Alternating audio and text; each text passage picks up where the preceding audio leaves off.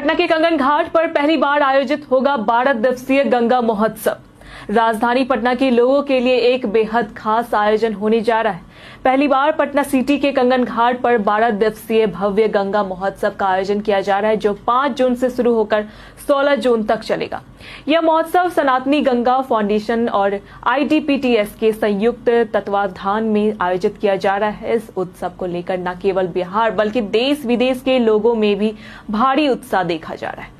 महोत्सव की सबसे बड़ी विशेषता यह है कि इसमें विदेशों से कलाकार भी भाग लेने वाले हैं। विशेष रूप से कंबोडिया और श्रीलंका से कलाकार इस सांस्कृतिक महोत्सव में अपनी प्रस्तुति देंगे। कंबोडिया से एक 8 सदस्यीय युवक युवती समूह पहुंचेंगे, जो एक विशेष गंगा आरती की प्रस्तुति देगा।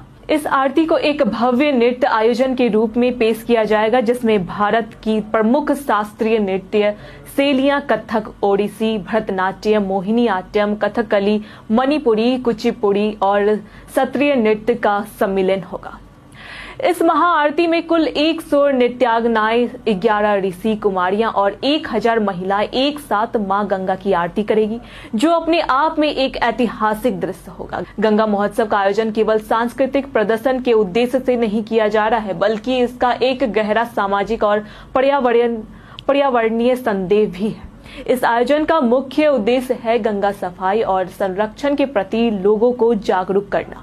इसी उद्देश्य से गंगोत्री से गंगा जल रथ को पटना लाया गया है, ताकि लोगों को यह दिखाया जा सके कि गंगा जल की शुद्धता गंगोत्री में कैसी होती है और पटना में वह किस रूप में पहुंच। यह आयोजन लोगों को यह सोचने पर मजबूर करेगा कि गंगा की पवित्रता को बनाए रखने के लिए क्या कदम उठाने जरूरी है। इस आयोजन के दौरान 41 फीट ऊंची मां गंगा की प्रतिमा भी स्थापित की जा रही है, जिसका निर्माण कार्य जोरों पर है।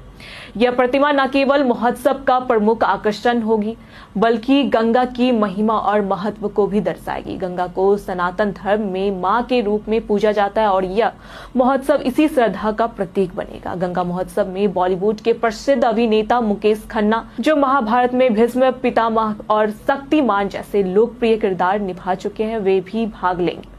उनकी उपस्थिति से कार्यक्रम को एक नई ऊर्जा और पहचान मिलेगी। कुल मिलाकर यह गंगा महोत्सव न केवल एक सांस्कृतिक उत्सव है, बल्कि यह एक सामाजिक संदेश के साथ बिहार की सांस्कृतिक और धार्मिक विरासत को सहेजने और गंगा की शुद्धता को पुनर्स्थापित करने की दिशा में एक महत्वपूर्ण कदम है।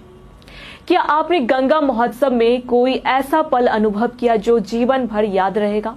आप अपना जवाब हमें हमारे कमेंट में जरूर दें। ऐसी जानकारी के लिए देखते रहे प्योर पटना।